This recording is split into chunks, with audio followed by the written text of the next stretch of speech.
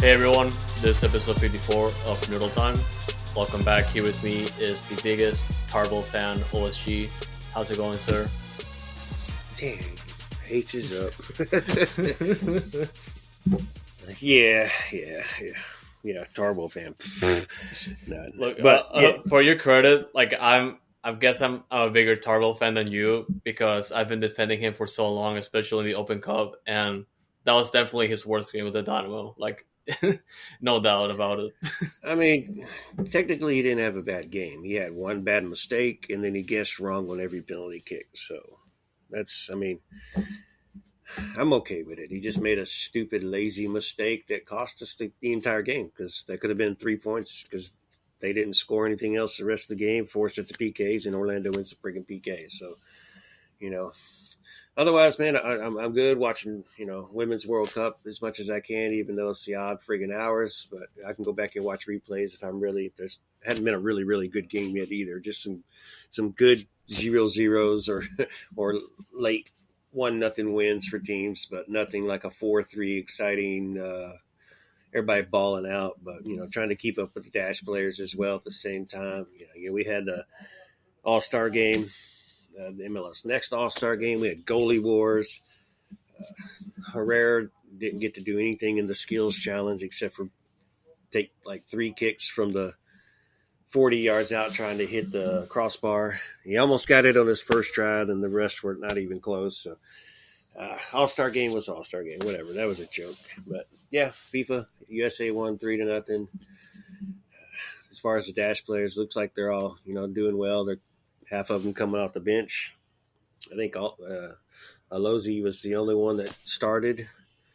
I think Brazil, as this comes out on Monday morning, I think Brazil's playing that game tomorrow morning or Monday morning. And we'll watch a little bit of Alves. I got to watch Argentina too with Paulina. She's getting to play, so I've been wanting to see her play since we've gotten her. So, yeah. But I guess let's get into the Hustle Town news. Well, actually, you know what? Well, you said somebody was throwing you a surprise party. Well, what the heck's a surprise? Surprise that and we're throwing you a party, or what? What was the surprise? So my birthday was this past Tuesday, and oh shit! Okay, we were just celebrating. No, thank you, sir. But the thing is that because it was on a Tuesday, they decided to throw me a surprise party on Friday, which was the same day as the League's Cup game for the Dynamo, and not just for them, but also Messi and Inter Miami. And it was so funny to me because I was just here, ready to get home, ready to go watch the Dynamo game, and also host the Twitter space. And everyone's just at my house, and I was like, "What's going on?" and they got a surprise party, and I was like, "Nice."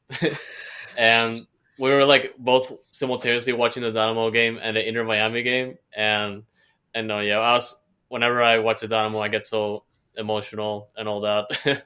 And it was showing because we were winning first. I was pretty happy, and then the second half started. Yeah. I didn't watch Miami and Messi at all. I went back and watched the replay of the goal, but I wasn't giving them anything. I was watching my Dynamo team like I was supposed to be. Boom! Second yellow card for Minnesota with 13 minutes to go. Nice. We're watching the Dose game as we record, y'all. So it's 1-1, 13 minutes to go. Dynamo 2 go up a man. But let's talk about that surprise birthday party. Your brother. Right, I think it's your brother. Every time seems to find a conflict while there's a Dynamo game going on. He seems to schedule things. I think he probably does that because he knows where he can find you, and it's in your room watching the game or whatever. He's like, I know, Andres will be home, so let's just schedule this right here.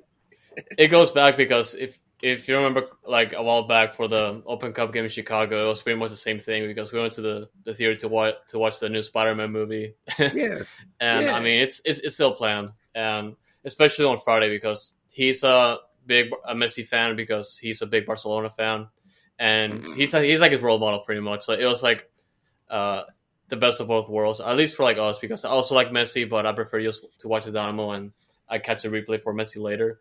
And it was insane because Messi, they get that free kick goal in the last minute.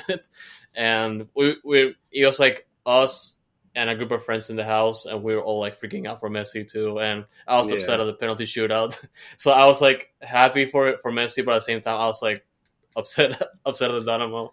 So it was pretty weird. yeah. Dynamo disappointed, and then for those that cared, Messi, with his beautiful free kick, and when I was watching the replay, I was like, come on, you know what he's doing. And then I look at the keeper, and the keeper's like so far over to the opposite side of the goal. Like, bro, he would have had to get in a car to get over to the other post any quicker, because he wasn't close to even putting a hand on the ball. And it just like that keeper set himself up. And I don't know, there was some kind of meme or something like, or somebody changed his what is it when you look somebody up on Google Wikipedia, that he part times at McDonald's when he's not keeping. I'm like, yeah, that makes sense. Then that makes sense. But like, come on, bro. Like, you could have Yeah, made a better opportunity. You know where Messi's going. Like, bro. Like, but anyways, who cares yeah, about Messi? right. No, yeah, this week in particular, though, there's a lot to talk about. Obviously, the Miami game, we're not going to talk about it, but Dynamo-wise, Dash-wise, there's a lot as well, and particularly Dynamo, because they did play their first Leagues Cup game this past Friday, and I was just somewhat disappointed. Like, I was pretty okay with most of the defensive performance, aside from that giveaway from Mikael and Tarbell, and yeah, I was kind of thinking it was gonna be the worst, only because Orlando is like this pretty good offensive team, especially at home. And thankfully, it didn't turn out like that. And the Dynamo were able to take them all the way to the penalty shootout, which in the Leagues Cup, if you're not aware, there are no draws in the Leagues Cup. It's gonna be pretty much MLS Next Pro rules. So if the game ends up in a tie past regulation, then it goes to shootout, and the winner gets an extra point in the standings. So we lose in the penalty shootout only because Ache lost his penalty kick, which also kind of sucked. So, and also, like you said, Tarbell kind of didn't guess correctly in his saves. Not even once. And then Herrera tried to place it and put no power behind it. So, and keeper guessed correctly. So that's why he made that. But, watching the entire game, Orlando was the better team. They were better attacking. We were very sound defensively. We're not sound at all offensively. It looked like the top three were just having a horrible game the entire game. It doesn't matter which three were up there either. But stats, 16-7 in shots for Orlando. Only one on target for Houston. I think they had 5 on target. They had possession. They had more passing. They had the stats across the board. And Houston just played deep defensively. Got the penalty kick awarded. Posse put it in, and and then we repaid them back and let them tie it 1-1, and then we know how penalty kicks go, because we gave up all 5, and with Herrera missing that first one, the guys came in and made the other 3 or the 4, and it just wasn't our day, at all. So sucks, because that could have been a huge win against a team like Orlando, in Orlando and on the road. So road woes continue, Oh unfortunately. yeah, and the first half I was somewhat like screaming at Aliyu, only because he had like a lot of opportunities, but unfortunately, especially one early in the first half where it was like so clear, but I guess he He's just wasn't. he's just left Yeah, foot. right. He cannot shoot with his left foot at all. I mean, right now, anybody can tell you he can't shoot at all, obviously, since he only has one little tap in goal. But like when he uses his left, they're horrible, bro. They're horrible shots. Like, come on. That man just needs to practice for a week straight of just shooting goals and like end up with 10,000 shots at goal. I was going to say on goal, but at least they better be at the goal. No, yeah, and the main issue from this game is, aside from the result, is the fact that a lot of Damo fans are frustrated that we're not creating as much clear opportunities as we should, and I can understand the, I like to say, the either the anxiousness or just that people are just desperate to get back into scoring, because we're we're doing things with the build up when it comes to trying to like move up the field and create those plays, but it doesn't seem like we're getting a clear opportunity, especially like trying to get inside the box without scoring the ball, because we're scoring the ball a lot, and which it's pretty worrying for me because like we've been like approaching this type of style or like just scoring balls like in the past, and obviously that it's not very convincing, especially if you're trying to make us believe like, hey, we're working on setting up those goals correctly. And it looked like that in the first half, but early on the second half, like whenever Orlando's just getting back in the field, just trying to disrupt the attack, it worked for them. And Houston, all they could do was just pretty much square the ball inside the box and see what happens. And for the most part, it didn't work because either the player wasn't there or pretty much they didn't like just head in or do something with it. Yeah, they weren't precise passes. And we still didn't rotate. I mean, Hector Herrera didn't start, so it means Salcedo got to start. That was one change. And then Dorsey got to start, but Escobar moved to the left side and Dorsey stayed on the right. And Dorsey was the man of the match for, I think, in everybody's minds. I don't think anybody had any problem with him being the Dynamo's best player of the game. And every time he plays, he impresses every single time, which is not very much because he doesn't really get to play for us. Which I hope this means something for Ben, and he takes note and allows him to play again, or allows him, or just allows to use him in MLS play, because Escobar didn't do bad on the left side either at the same time, so he defended well, and Dorsey just did his thing, running up left and running up and down the field, just doing everything with his quickness and his speed, and he was just happy to be out there and looked great. And then Coco and Ache came in. Late in the second half, and then beautiful 1-2 with Coco and Ache, and then everybody's like, "Here comes the goal," and Ache passes it backwards. Like, dude, all you had to do is beat the keeper, and he passes it backwards right to an Orlando guy, and they clear it out. And I'm like, oh my god! So I don't know what happened there. Ache trying to be too nice or what, but finish the friggin' net next time, brother. Oh yeah, and my other complaint, like it's not really like a hot take, but I feel like a lot of people just already know about this after the schedule came out, is how the tournament is organized.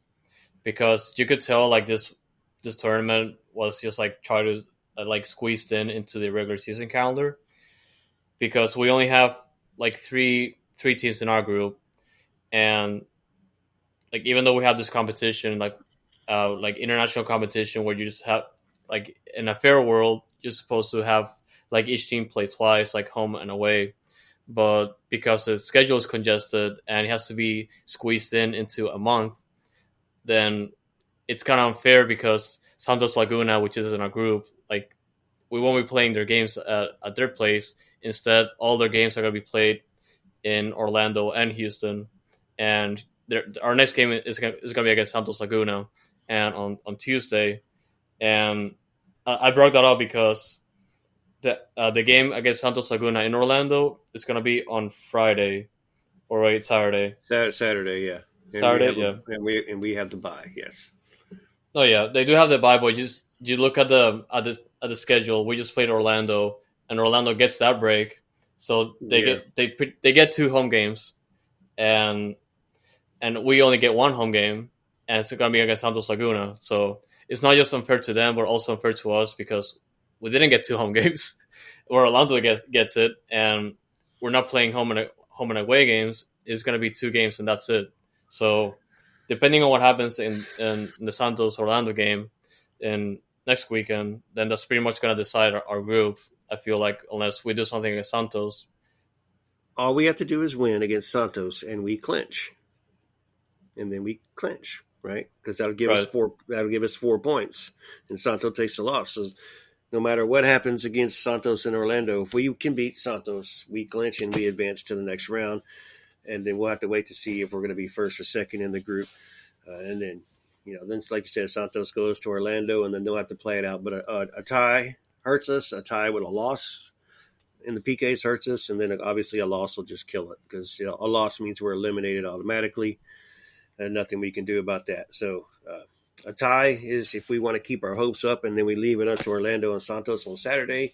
A win and it's done. Then we just take the bye on Saturday, and close. You just take the bye on Saturday and then let those two fight it out. But that also reminds me that, like you said, because none of the Mexican teams have home games in Mexico. They all have to play in the States or in Canada. They all have to play at an MLS site. They're also neutral sites. So even though Orlando was yeah, but when we scored the goal, you heard our goal song played in Orlando. Yep. And same thing that's going to happen on Tuesday when we host Santos. Santos is technically the home team listed first, so the higher seed in the group. But it is a neutral site, which means if Santos scores, they're going to be playing the Santos theme song. And it's, they're going to get their rosters announced like the Dynamo get their rosters announced at a home game. We'll still get ours announced too because it is a neutral site. So both teams will be treated like it's just a neutral city. And everything is for both teams. But just to make it clear, if y'all listen before the Santos game, the supporters section does belong to the Dynamo. So we'll still be in our supporters section. And then, I don't know what they'll do if there's like a Santos supporter section or not coming to the game, which I haven't heard of anything. But, hopefully we can get some people to the stadium. What Dynamo average 11, 12,000 on a weeknight, on a Tuesday or a Wednesday night. If we can get that, and then Santos or the Mexican fans can bring the other 10, we could have a sellout. But I know they're not going to bring 10,000, but you never know. They're Mexican fans, so you may get some to show up because it's in Houston. So could be a good turnout, but it'll be a mixed review as far as the noise going. Oh yeah, and the main thing they need to consider is the fact that Santos fans, like Santos Laguna fans in Houston, they're gonna show up because they're not gonna see their team again in like about a year or something like that if they play friendly, and they're gonna show up for sure. There's gonna be a good amount of numbers in the stadium just for that game, and there's definitely like more fans across the state. But I find it difficult for them to like travel here on Tuesday. But I'm sure that their biggest fan will show up for sure. So that's something to keep in mind. But yeah, like OSG said, if you're in Houston, it's a neutral site, quote unquote. But they just want to name it that way so they can just like make up the rules. But yeah, still like if you just show out if you can. I wish I could if it was on a weekend, but yeah. Yeah, show out, be loud, just have fun. Go to the game if you can. I'm sure a lot of you won't, but that's okay. Go to the game, man, and just support the team. But let's digress from the Leagues Cup and let's get into what is really on everybody's mind this past week or this weekend. I don't even know what today is now. It's Sunday. Yeah. Yeah, a lot happened, and we the first thing we can definitely talk about is the international spot that the Dynamo acquired this week, and it's going to be an international spot for the 23 season that was acquired from the New England Revolution for $150,000 in 2024 GAM. So that's something interesting to keep in mind because they either might trade it out or they might just use it to sign or trade for a player in the league. So that's going to be interesting. What's up, OSG? The international slot was bought because Hadabi's going to be ready. We have 7 internationals on the team already playing on the first team. This allows Hadabi to come up to the first team without having to drop one of those 7. Because you would automatically think Mikel might get dropped, but he's been playing left back at the same time, and you're not going to drop any of the other 7. Bassi, Aliyu, Franco, Shevchenko, the rest of them. So that's my opinion. I'm not saying this for a fact. That's what I think the international spot is being bought for, so that we can add Hadabi to the team and not have to put anybody else down and keep him on the bench and utilize him if needed during the game if something goes wrong or something happens. So it'd be nice to see Hadabi play against Santos so he can get some some grind in if he's officially ready.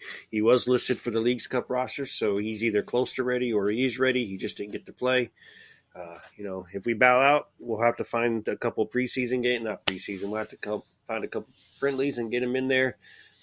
But it'd be nice. But that's what I think the international spot is being used for. I know others would like to say, hey, we're going to go out and get somebody because the possibility of selling Coco, the rumors of Sebas, they want to go out and get somebody. And I don't think that's what it's going to be for. I think it's just going to be to add Hadebe so that there's no dropping nobody, in my opinion. Free kick for Minnesota United 2 at the edge of the box in 1 minute past stoppage. Yeah, this will probably be the last kick of the friggin' game, which will be gosh. Of course. And at least it's from an angle, so they're gonna have to. It's gonna have to be a nice cross, so it's not going to be an easy ball, but it's a dangerous ball at the same time. So, but yeah, go ahead. The one thing I wanted to mention is what I noticed about Dynamo, which really sucks, is that they're not announcing the green cards because at the start of the season, we thought that we are going to have our roster situation fixed with all the internationals that we're not going to be eligible for the season because of the status. And apparently some people got green cards, but it was never made official by Dynamo. And in this particular situation, I'm not saying it might just be the same thing, but rather it'll be nice to know if someone got green cards or not, And that'll solve a lot of problems, at least for us. Here, I had the list of the internationals. Let me pull it up if I didn't delete it already. Good, I did not. Yeah. So let me just go through them because Sebas is not one of them. So it's Hector. So counting teenage as well. It's Hector, Teenage, Bossy, Eric, Aliu, Franco, Quinones, and Mikel are our internationals that are being used for the first team. So counting Hadebe, that's 8.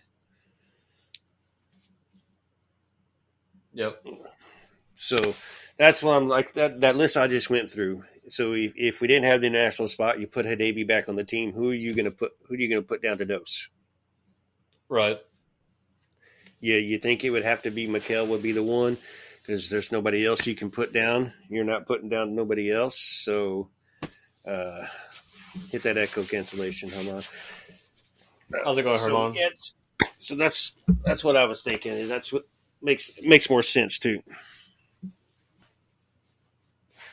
No, yeah, it definitely makes sense, and that was the first piece of news coming out of the week, and the other one that was just recently confirmed was the transfer of Juan Castilla to Deportivo Cali in the first division of Colombia, and that's something that has been going on for the past few weeks now, only because we've seen pictures of Juan Castilla signing contracts with Deportivo Cali already, but it hasn't been made official up until now. So, which is I'm happy for Castilla, also somewhat disappointed because we weren't able to see him play a lot, but you could understand that he was either willing to play back home, or have a combination of playing first team minutes, which he wasn't getting with the Dynamo. But obviously, he's still very young, and I just wish him the best of luck because he's a very good player. The Dynamo are still going to retain a percentage of his player rights in case he gets sold to a different club in the future. And I'm looking forward to see how he develops. Yeah, man. I know he's not from what we're hearing. We know he didn't want to leave Houston, but I think this is best for both parties. I mean, Reigns is stuck playing on Dos, and he's ahead of Castilla. So if Reigns can't even make it to the first team, how's Castilla going to make it to the first team? And the man wants to play. And just look what he did for the Colombia in the U20 World Cup. And they just qualifying. They loved him down there. And so this will be good for him. He should be getting some good playing time, but they wouldn't have brought him in if he wasn't going to get some good playing time. So they brought him in. Just too bad it's a sell instead of a loan. A loan would have been nice so that he could have came back if the situation arise. But whatever. They're they bought him, so he's theirs. We'll miss him, but he's not a Dynamo player no more. So no, I'm not going to say let's forget about him. No. we'll always keep an eye on him. But yeah, it was just best for both parties. Yep. Ramon, how do you feel about it, Castilla? I understand what you mean about best for both parties in the sense that he wasn't next due up in the Dynamo promotion, for lack of a better term. Brooklyn Reigns will always be ahead of him in terms of promotion to the first team, but it's just disappointing to see that, right? The only positive I see in this situation is, aside from the playing time that we are assuming he'll receive in Colombia, is what Andres touched on. Asher's been Asher, our director for the Houston Dynamo, has been active on Twitter recently, and today when the Dynamo made the announcement, he quote tweeted and said what Andres just mentioned, which is, and I forget the term he used. I don't have the tweet in front of me, but he said like a hefty percentage of the sell-on clause will be for the Dynamo. So I think that's the if we're trying to rescue something from this transfer, that's the saving grace. I mean, at least we thought that much in advance, and I hope he develops nicely so we can see that fruit as well when he moves on from Cali. From what we understand, we haven't found it technically yet, but it's maybe a 30% sell-on clause, so that could be a good thing. So that's what $300,000 for every million that for a transfer fee minus whatever the MLS takes off of taxes and all that good stuff. But so yeah, we do get money back whenever he does get sold. Hey, we're watching PKs for Dose here in the background as we're talking, Herman. So that's what Foxtrot is watching, and that's what I'm looking up right here. We're guys, as you know, we're recording live during the Dose game, and they're at PKs, and so that's what our little excitement and our not staring at each other's is. No, yeah, and the last piece of news for this week that it's pretty much floating around as a rumor still, but it's coming out of pretty reputable sources at least. First coming out from Cesar Merlo, which is a source based in Latin America, very well known, and later on Tom Bogert. You probably know who he is, but yeah, they pretty much just mentioned that Sebas Ferreira is going to be the new reinforcement from Vasco, which is a first division team in Brazil, Vasco da Gama. He's going to be coming in as a reinforcement, mostly as a 1-year loan, and he's pretty much that's going to be a little bit interesting. Yeah, a loan till the winter. It's not a 1-year loan. Right. I should have said for the rest of the season, but you're right. There you go. Yeah. It's going to be. There's a lot of implications to this, only because with a loan and his DP status is still going to be filled still for the rest of the season, and whenever he's going to be here in Houston until he gets transferred potentially. And he the only things we get back are the roster spot and some of his salary cap, because as far as on the federal rules, the Dynamo don't get all the salary cap back, but just a certain portion of it.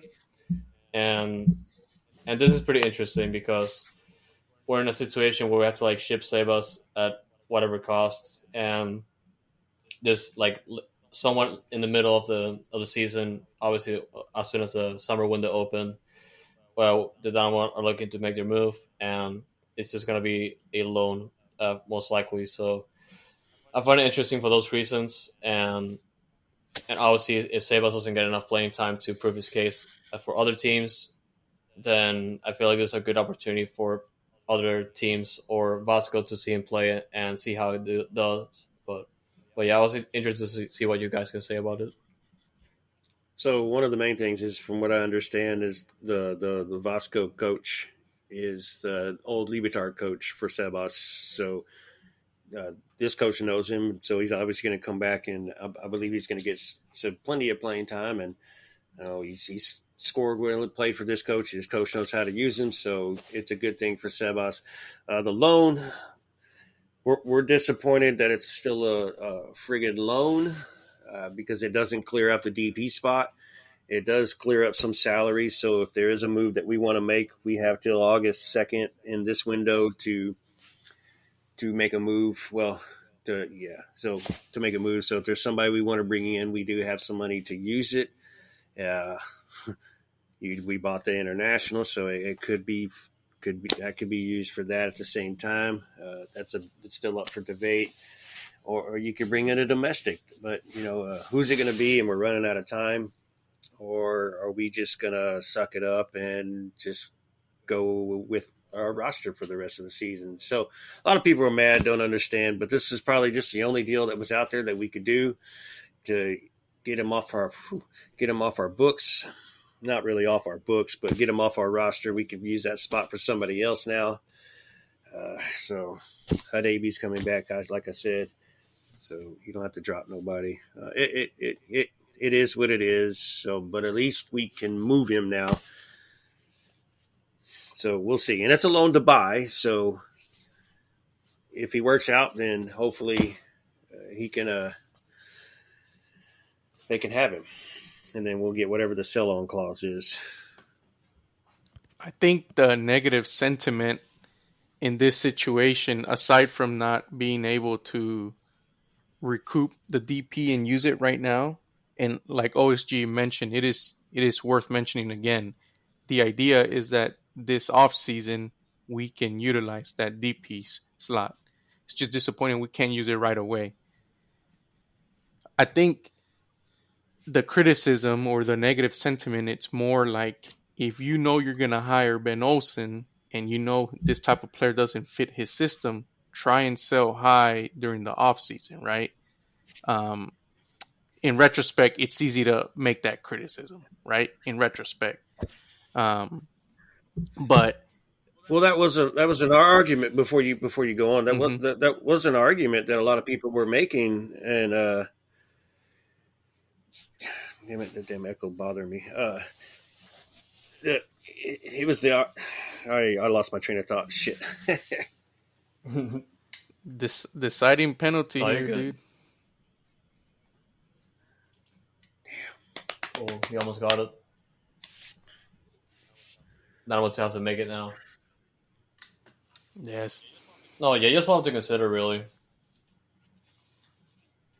Sorry, I didn't mean to interrupt you, Herman. I had a thought and I lost my thought, but yeah, go ahead. No. That basically summarizes the situation. It's just unfortunate how this situation has ended for now, right? And emphasis on the now, like you said, it's a loan to buy. I pray to God the transfer fee is not the 1.5 we saw floating around. Oh my goodness. Yeah. Last PK. Damn it. Of course. Keeper guessed correctly and made the save. Yep. So Hasseltown is defeated. That's a big goalkeeper, though.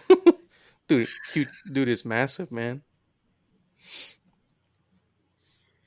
Xavier's better. I have penalties. Yeah.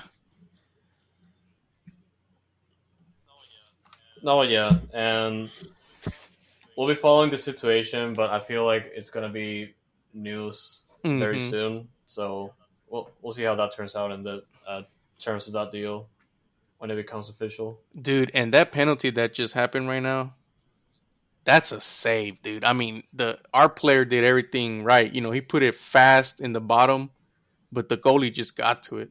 These MLS pro kids, I mean, they're freaking clinical, man. They're good at PKs. That was just a hell of a save by the goalkeeper. Yep. That's why they teach you, man, just rip it into the corner. Quit trying to place it into the friggin' corner, because those are the ones that get stopped when you're trying to place it. Put some power behind it, put it in the corner, put some elevation on it. But this guy just passed it on the ground, and it took some speed away from it, some momentum away from it. And to tell you the truth, it looked like it was going to miss anyways if the keeper wasn't going to make the save. So I'm glad he made the save just to make it look better on our end, I guess. Absolutely. I agree. It looked like, ooh, that might have hit the post or gone a little bit to the right of the post. But yeah, no, that's Yeah. that's the But sorry. no, you're good. That's the situation with Sebas. You know, it's damn it. I hate that he couldn't convince the coach to get some more playing time and maybe prove him wrong. But hate to see the situation end like this. And you're rocking and Oh rolling. yeah, sorry. Oh, I yeah. was waiting for you to finish. Well, no, my train of thought came back. That's what I'm talking God about. dang it, Fox! Everybody's echo. You turn it on or off or whatever the hell. I think you got it right there on the right. But what you reminded me was about people were saying like, well, we knew the coach that was coming in and everything. So what it looked like was Ben came in. We hired Ben, and then he like was giving Sebas a chance. So it was until after Cincinnati or a couple of games into the season when he decided that this dude doesn't fit my system. I'm not using him no more. And then it was too late to sell him prior to it. And then we just benched him instead of trying to at least play him here and there and use him and then sell him when the next window came. But, so it's, we botched this one, that's for sure. So, And that's the now. question, right? That's the question, right? At what point do we start warming up Pat Onstad's seat? Because he deserves some criticism for this. Forget Ben Olsen for a second, right? At what point do we start applying a little bit of fire to Pat Onstad? Hey, look, Pat makes mistakes, and this you can call this a mistake, but Pat has done more good for this club than we've seen in the past 10 years. So this mistake's not going to outweigh everything else that he's done. So the people that are shitting on Pat right now and saying Pat out, good for y'all. Y'all say it. Y'all can sit on it. Whatever, put your hands under your butt and just sit on it because Pat's not going nowhere right now. And so let me. It was just it just didn't work. Didn't work out, man. Let me ask you this: you, as a Dynamo fanatic, as a season ticket holder, you feel confident in the direction that Pat Onstad is taking this team? Correct. Good deal.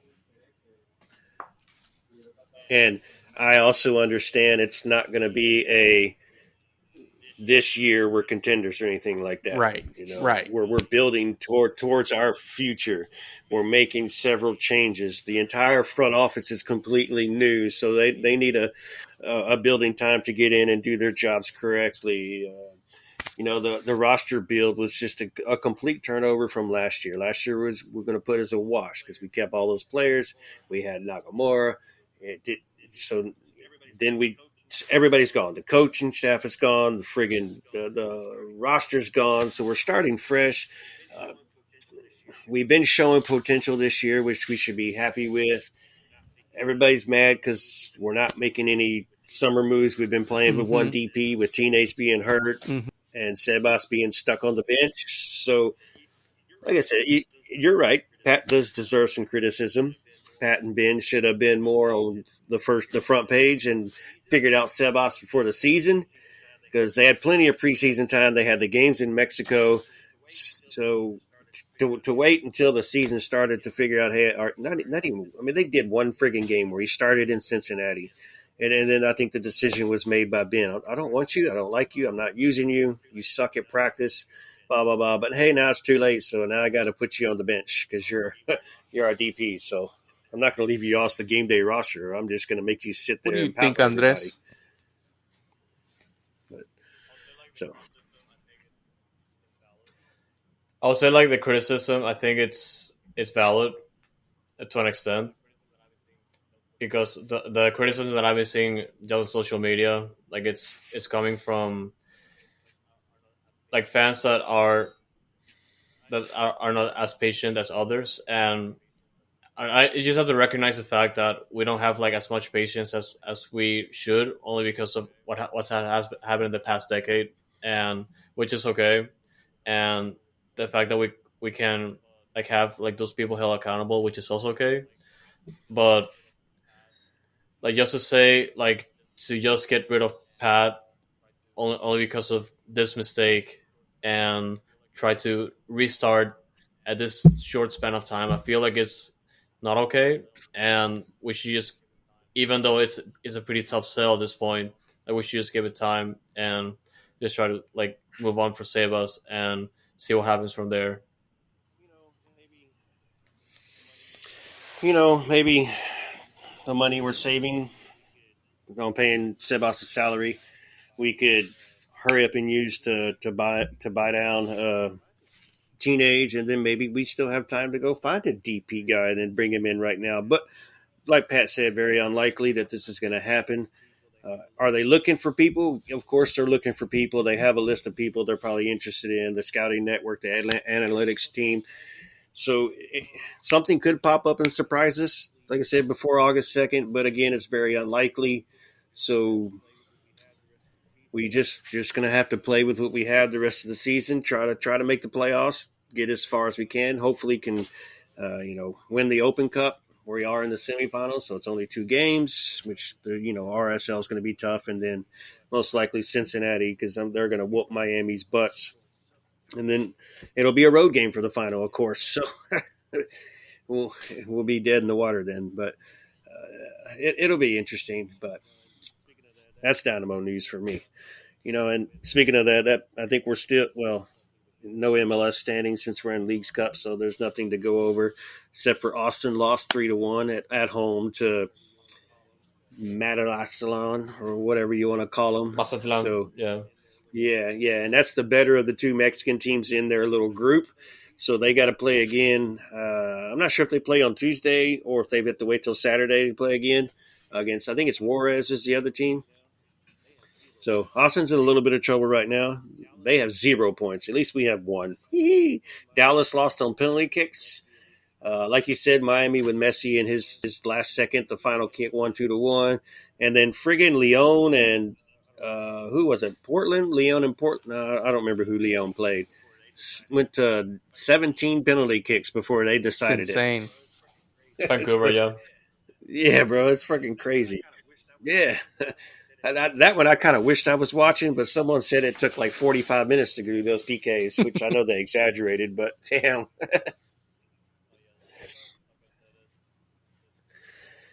No, yeah, the Leagues Cup, like I said, it wants to be a competition, but I guess it's entertaining to an extent. So there's that. Yeah, entertaining. So, like I said, we go back on Tuesday, and obviously we play Santos. So who else? There's going to be some other game. Leagues Cup. So yeah, Austin is off until Saturday. Miami plays again, this time at home again against Atlanta. Dallas gets to play again. And that looks like that's it for Tuesday. But there's games today going on too at the same time for Leagues Cup. So guys, if you're not doing something, there's games every day. Y'all just go watch Leagues Cup. If you can't find any soccer to watch, or watch the Women's World Cup. USA will be on Wednesday, by the way, y'all, against the tough Netherlands. That's going to be a hell of a game, especially since we only beat Vietnam 3-0, which was a disappointment, but at least we got the win. Oh, yeah, and that's entertainment for sure. And what's not entertaining right now is the Houston Dash because they keep losing all their games, and I get upset about it. And unfortunately, we have to talk about their 3-1 loss. I guess they're current again. Oh yeah, come on, man! But all right, so we lost 3-1. You're right. Desiano with the first goal, and then right before the half, we gave up 2 goals. They're good goals, whatever. And then we gave up another goal, which happened to be a friggin' hat trick, which is the first hat trick in Challenge Cup history. So yeah, we lost 3-1, but Emily Alvarado got the start. I was very happy to see that, and she was playing very well. But it looked like she had a growing injury, and you can tell by the way she was kind of letting her emotion out that it wasn't going to be a small injury, that she may be out for a minute, and that's gonna hurt because we were hoping to get her some time to play, and she was playing pretty well, but unfortunately she went out in like the 30-something minute, and Jane Campbell had to come in and take her spot, and I was disappointed to see that with Emily. But as far as the roster or the lineup, let's give Lady a little credit, even though I think you got it wrong. he changed to a 4-4-2. So he went away from his 3-4-3, but 4-4-2. But whatever. He at least made an attempt. So Jacobs is playing in the central defensive mid position with Vigiano. Peterson was out in the left back, and then he had Maria Sanchez playing as the right mid. So again, I complained that she should be way up higher up on the field instead of playing back. I'd really appreciate it if we did the 4-3-3 and let the 4 and the 3 defend and let those wingers come back, kind of like we play a 4-5-1 defending and a 4-3-3 attacking. Get Maria up the field so whenever we do go and attack, we've got an advantage right there. I think we're trying to work too hard trying to get up to the field, and it's working against us right now. But, Lady, he's trying. He did admit they only had 2.5 days of practice with it, which I don't know why you only had 2.5 days. You had 2 weeks since your last game, so there should have been more days of practice. His new tactics or formation or whatever, but whatever. I give him credit for trying something different, so we'll see. He didn't play Barb, though. I was upset about that, but he did start Price Lock, so I was thinking about you a lot. Yeah. I'm good with that. But yeah, that the Dash. God dang, man. So I think that would almost – no, it doesn't eliminate us yet, but almost pretty much does. But we still have 2 more games to play, and I hope he keeps playing around with the tactics and we just improve. And I like what Sammy does create a little bit different, and she was up top next to Ordonez. We just gotta utilize them a little better. But what a pretty goal from Daciano.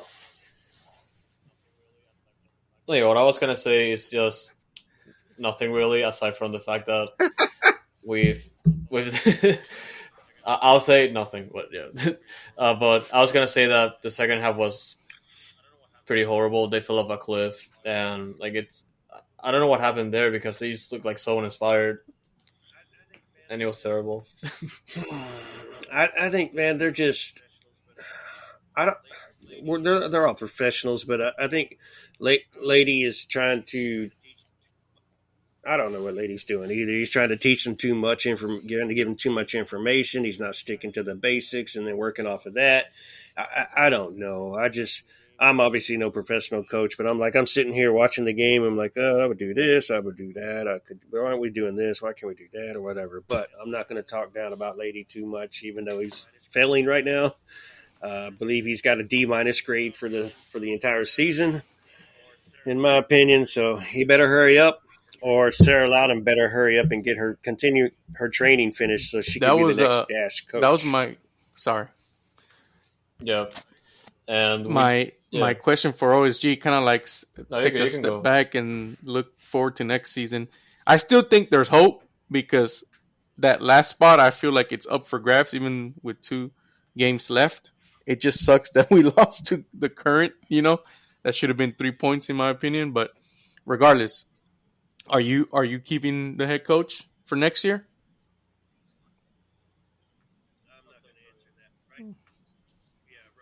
I'm not going to answer that. I'd say so, yeah.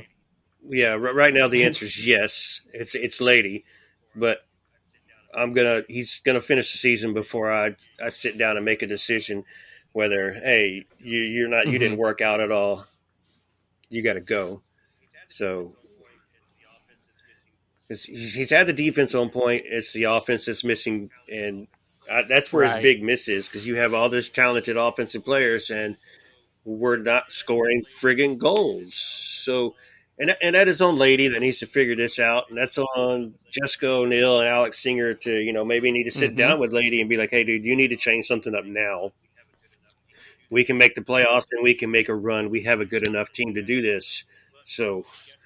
Do something. You got to do something. But you got 2 more games in a Who Cares tournament.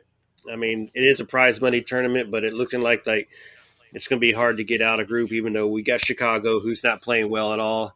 But then you got Racing, who's 4-0 in the group. So it looks like they're just running away with the group and probably could beat us again. Lady's just got some work to do, and he might be overthinking it and just working his butt too hard. Yeah, we're at Chicago, but in between we're home against Louisville. So, but you know how we play at home when we're the Dash. Yeah, the home is not a good place for us, unfortunately. But if they can make it work, they can. But they do need a win against Racing Louisville to stay alive, at least in with the hopes. Because if they lose, then they're automatically out. Yeah. Racing could end our hopes and clinch theirs at the same time. Yeah, and that was just like the last game for the Dash. There was a piece of news that also came in this week from the Dash signing defender Susanna Friedrichs to a national team replacement player contract. So while the Dashers are in the World Cup, she's going to be temporarily here for a while. So we'll see how that goes. Hopefully, I wish the best of her to play well or at least make an appearance because we need all the help we can get now. Yeah, but what good does that do us? She like you said, I mean, unless I doubt it. She's just a World Cup roster contract. So here in the next 3 weeks, her contract goes out and she goes back to whatever she was doing prior, and we don't need her no more. So utilize the players we have right now, give them the playing time. It's kind of like the Dynamo with Leagues Cup. Play some of the players that don't have the experience and give them the experience so that they can be the depth that we need when they come off the bench and help our team finish the game with a win. So it's whatever, you know. Just do a better job, lady. Please. Oh, yeah. And last but definitely somewhat could be least is the Dynamo 2 game that just happened. We just lost in the shootout, and the game ended 1-1. So I hate penalties, like I just said, and there's not much I can say on that. Good goal, Papandoye. Pretty goal by Ndoye. Yeah, and you know, with Castilla gone, Reigns didn't play in Friday against Orlando, so he got to play for Dos today. I'm sure he'll be back on the bench for Houston against Santos. Rodriguez, the 15-year-old, playing as the defensive mid for Dos right now, doing a hell of a job. So that's another reason why you probably can afford to let Castilla go is you have this kid, Rodriguez, already up at Dos and getting the starts the past few games actually now, and they love him. They enjoy him, and he's playing very well, and he's not making mistakes that a 15-year-old would make. Lampman, a 16-year-old playing next to Maples, you know, the captain. And it seems like him and Maples are having a real good connection right now. They're playing well together, except for I do say it is a dumb mistake by Maples today to give up the penalty. They were going away from goal. Granted, Valdez was coming out, but Maples decided to put a shoulder into him, and it just happened. I think the kid had a little burst of speed right before, and it just ended up being in his back and knocking him down, and the referee blew the whistle. And there's no VAR in Next Pro, so you can't go look at it, but it did look like a foul. It was a foul. They made the penalty. That gave them the 1-0 lead. And then, like you said, Ndoye had a pretty move to get his goal and tie it 1-1 and save us. You know, Minnesota did get the red with 15 minutes to go, but we couldn't put anything in the back of the net. And so, like you said, it went to penalties and we lost, but as far as, you know, the lineup, I was good with it. Diego doing Diego things. Papa getting a chance to play this game, which he typically doesn't get a chance to play. We didn't see, I don't think we saw Yair today. It was kind of hard to watch the subs at the second half right there while we were recording, but it's all right. That's going to be a tough shootout loss. Yeah, and Ladman, I'm very impressed with how he plays, especially that young. He's pretty big too. So I'm excited to see how he turns out to be, and if he gets a shot in the first team at some point, because we could use that talent in the first team. But yeah, I was disappointed with this game because of how the attack was just like, man, the second half, except for the goal that is. But yeah, it's disappointing. I hate losing points in penalty kicks. Yeah, for real. Herman, you have any thoughts on the definitely game? Technical? Well, we'll wait. Yeah, if he's there. Yeah, that's just sad, man. And no, I just unfortunate. And what now? We have at RSL on Friday. I think it is. Yeah, Friday at RSL. Friggin' 9 o'clock, 10 o'clock game. God dang, man. 10 o'clock Damn. game. Yeah, Jesus Christ. They pretended they're West Coast now. That's gross. Sure, I think they are West Coast time zone, but still, Jesus. They're that's Mountain 8. though. Are they Mountain? I thought maybe they might have been far Yeah. enough west, but whatever. So, I think Herman's got a creepy stare at us now. But yeah, I don't know if it's like a technical issue, but I think it's just staring us at our souls right now. Yeah, leave my soul alone, buddy. Yeah. Well, okay, we can hear you, so at least you're there. So, hey, I think we asked you. You might not have heard us. What you thought about Dose? If you had any thoughts on Dose.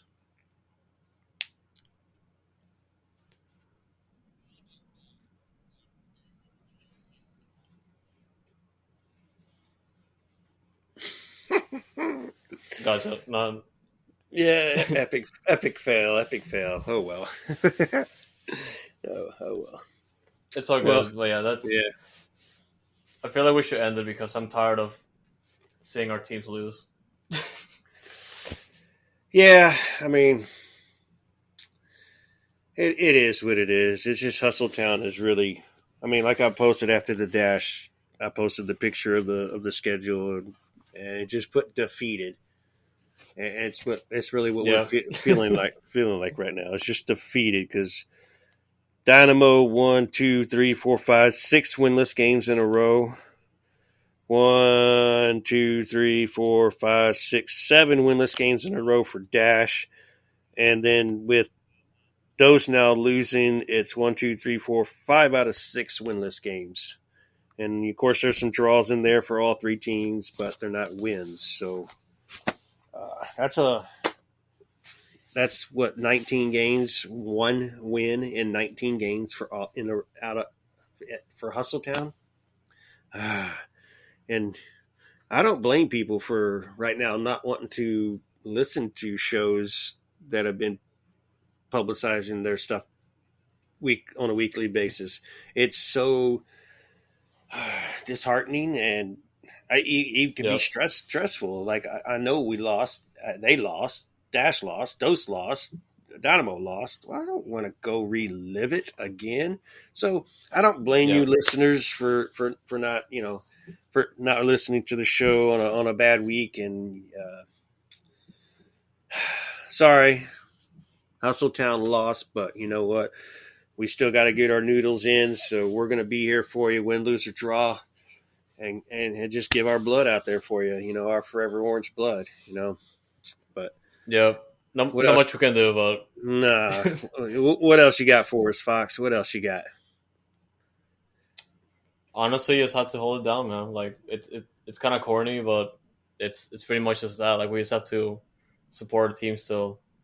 Yeah, is what we got now. And well, let's also mention the next pro. They're Seattle. I mean, not Seattle. I think Sporting KC beat Dallas today, 2-1 in the next pro, and then Austin was up 3-0 at halftime at Colorado, who's the leading number 1 team, and Austin's number 2. So that was a 1-2.